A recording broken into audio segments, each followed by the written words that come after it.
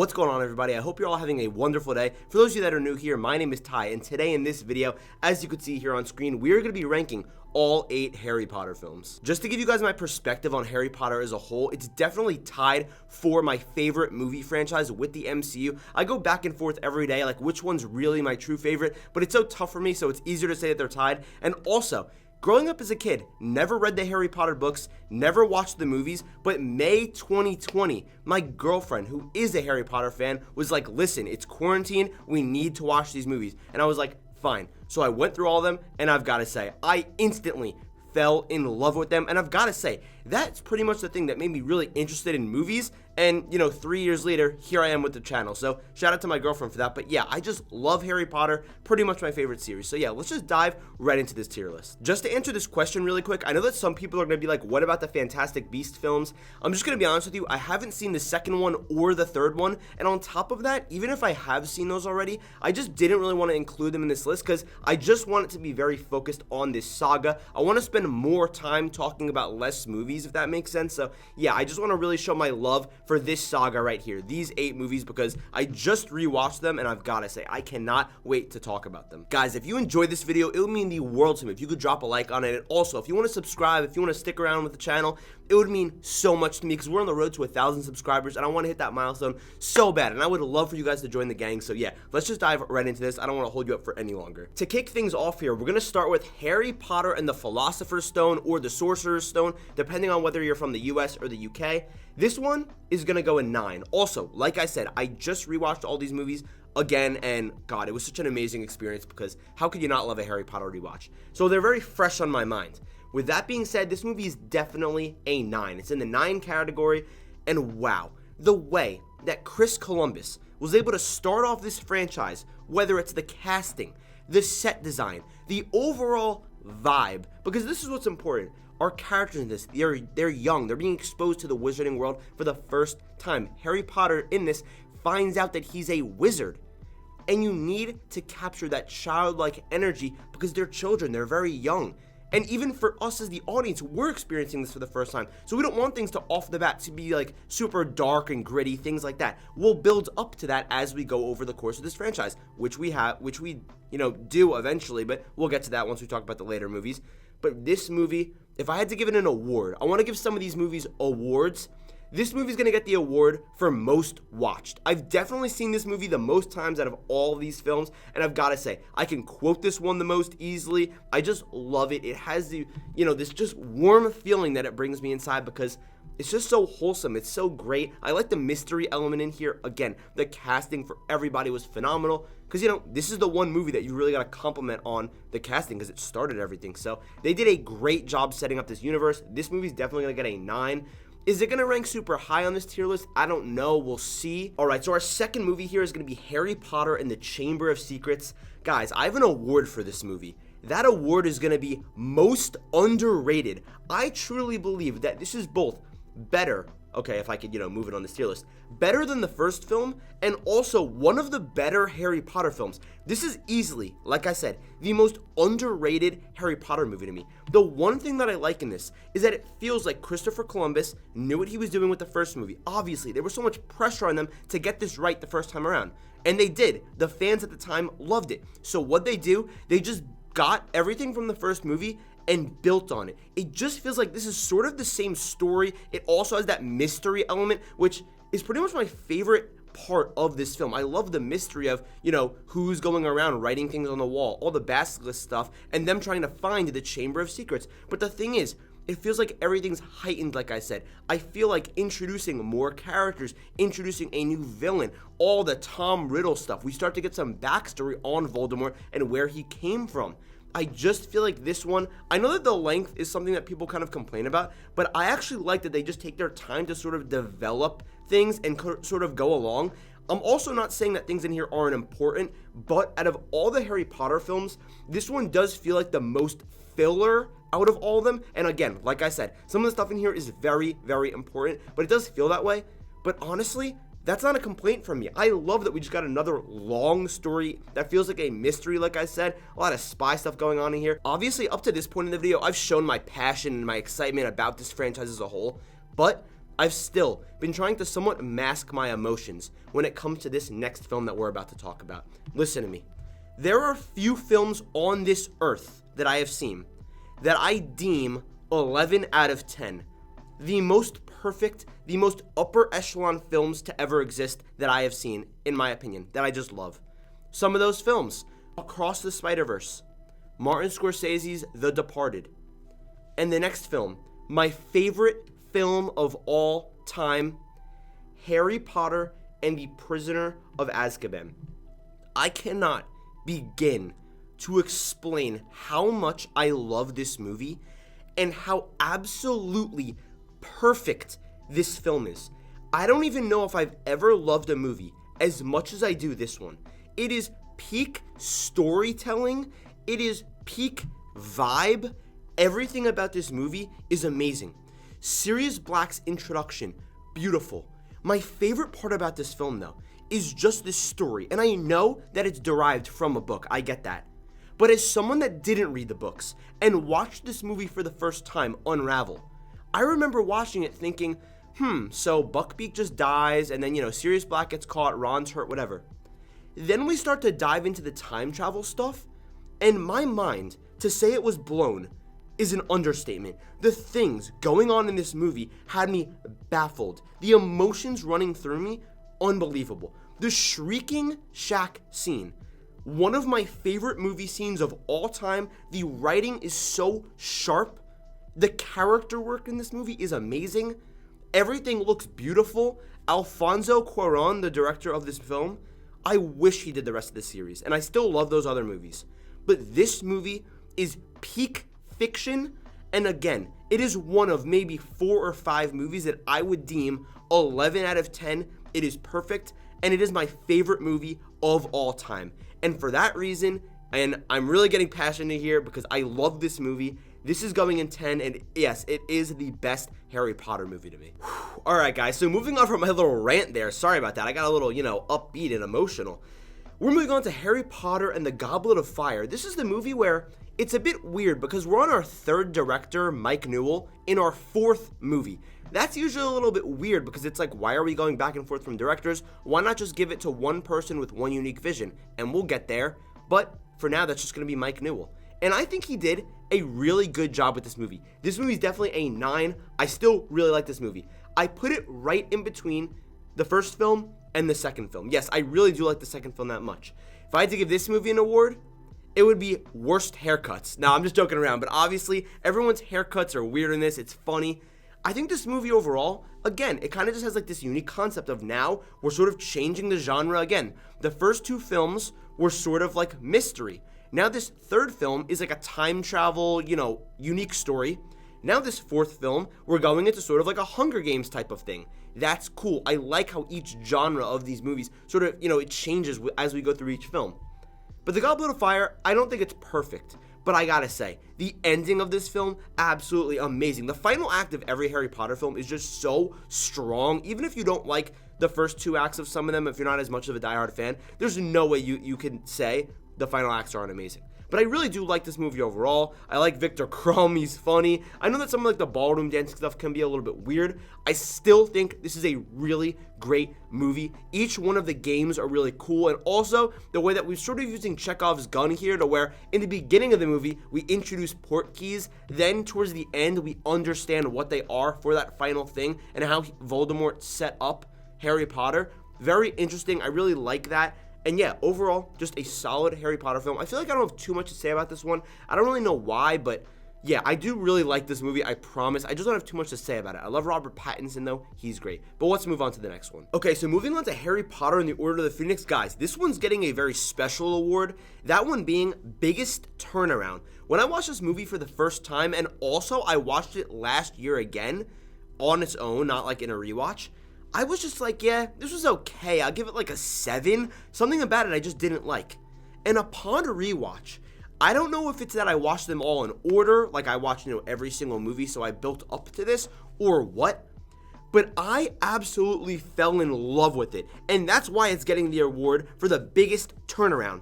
This movie is literally a 10.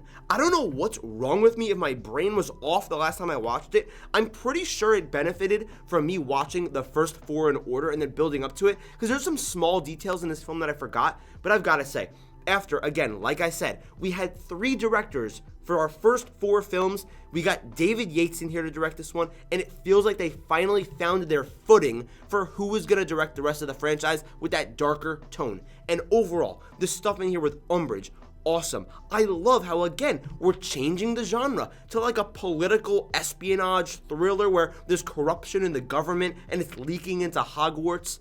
And that's without even talking about the last act, like the real final act, at least those last 25 minutes or so, where we're going into the Ministry of Magic and we're seeing all this stuff with Voldemort and the final battle with Sirius Black being killed. So emotional when he says, "Nice one, James." That's got to be one of my favorite quotes.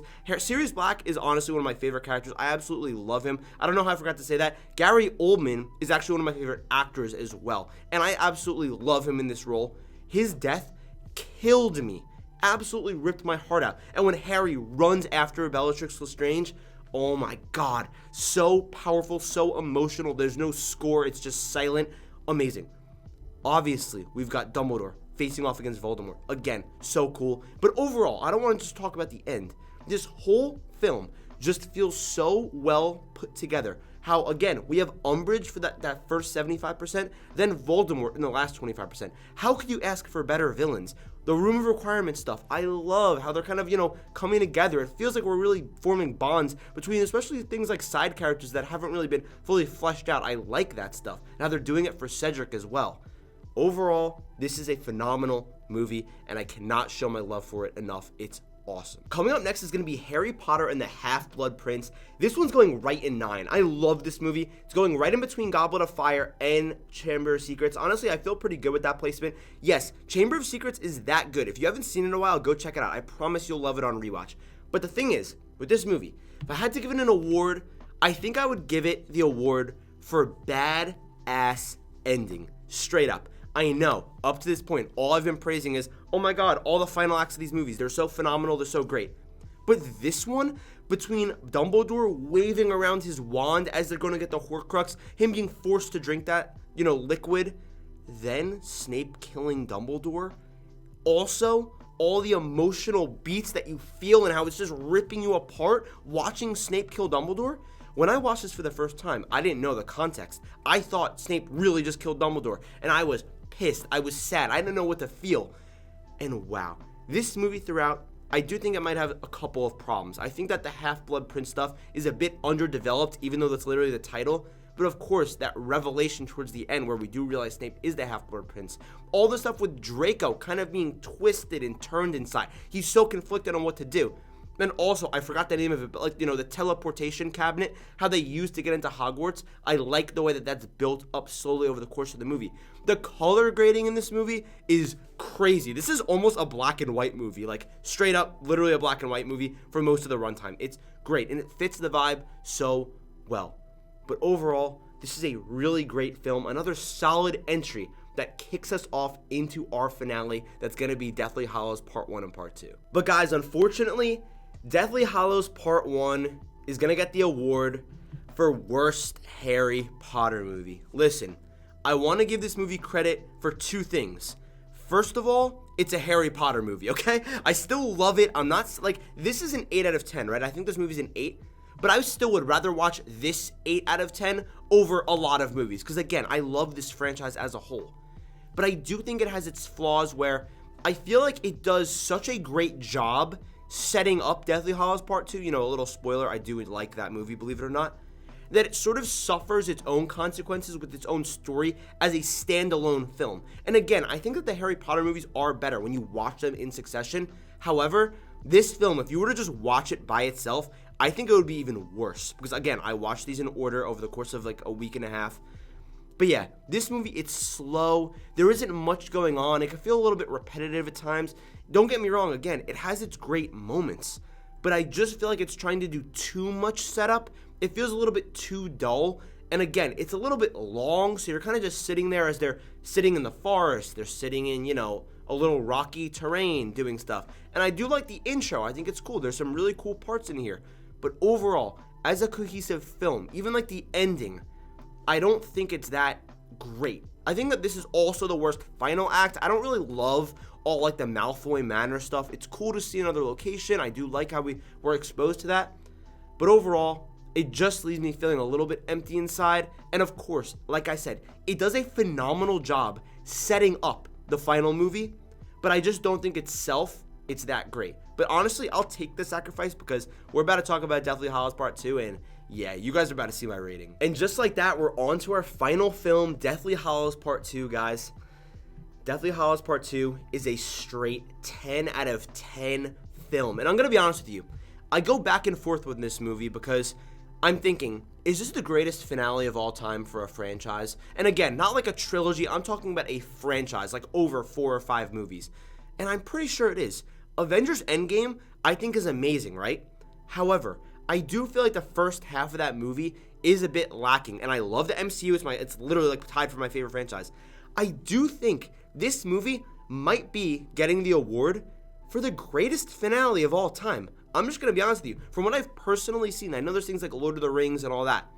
In my eyes, this is the greatest finale of all time. Where do I begin? First of all, rewatching this, I'm just going to be honest with you because, you know, all you are my family on here, right? I got so emotional for most of this movie. It's crazy to me that the first 30 minutes of this film, because it's a shorter one, it's only like 2 hours and 10 minutes, give or take. The first 30 minutes, literally, is just the Gringotts escape, which on its own is phenomenal. Then the back hour and a half or hour and 40 minutes is the Battle of Hogwarts. Literally, like the back 75% of this movie is acting as the finale for this entire overarching story. And I love every second of it. There's like 6 times in here, like I said, that literally just make you want to cry. Snape's death, Snape's memories, whether it's Harry seeing Dumbledore, Harry seeing his family with the Resurrection Stone, Harry beating Dumbledore, or no, beating Voldemort. I hope he didn't beat Dumbledore. All that stuff's so powerful. I love the Horcrux stuff. It's such a unique story thing, and I know it came from the books, but I'm just saying from a movie perspective, I love it as a plot point. I love Neville killing Nagini, I forgot the name of the snake, and sort of getting his revenge for his parents with Bellatrix Lestrange. And overall, man, so many great characters. The deaths in here, whether it's Lupin, a super underrated character, by the way, or one of the Weasley twins. So sad, man. This is just a phenomenal film, phenomenal ending. The one thing I do wish they changed is that apparently there's either a deleted scene or they just took it out of the movie and it never actually was a scene, is that there apparently when Harry died, they were going to have Draco get Harry's wand and throw it to him, sort of like redeem Draco, but they never ended up putting in the film, and Draco kind of just ended his story like on a whimper to an extent. But regardless, I love this. This is my favorite franchise ever. And just to go into overall, where on this list would I rank the Harry Potter series? Guys, if I had to put the Harry Potter series as a whole on this list, it would go to the 10. I think, in my opinion, this is the most consistent franchise of all time when it comes to, like I said, not a trilogy, like 4+ movies. I think it's pretty easy to say this is the most consistent trilogy of all time. Something like the MCU has had its misses. The DCEU obviously is pretty garbage. There aren't that many franchises that have lasted this long, that have been this impactful to movies as a whole. I mean, think about it. I'm sitting here 13 years after this series has ended, and it's still just as relevant as always. Last year on my spring break, I went to Universal with my girlfriend and I got to see the Harry Potter world for the first time. It was amazing. I mean, I really just fell in love with this franchise. I love how each story has its own individual, unique, plot to tell, while also still connecting the overarching story, and that's what makes things so beautiful. We get to watch our characters grow. It feels like our family, and that overall is why I love the Harry Potter series. And the Harry Potter series, straight up, like I said, it would be right up here, right in the 10. Guys, thank you so much for tuning into this video today. I had so much fun talking about Harry Potter because, first of all, it was such a great time to rewatch these films, but also, obviously, we're not like getting new Harry Potter content. These movies are what they are, so I don't really get to talk about Harry Potter that much, and, January, it's a dead month, so why not talk about Harry Potter while movies are sort of on the slow, progression here. But yeah, guys, thank you all for tuning in. Maybe I'll make more Harry Potter videos, whether it's ranking characters, ranking villains, anything like that. I'm your guy, though, for movies, so if you want to subscribe, that would mean the world to me. Thank you again for watching this video. I love you guys, and I'll see you in the next video.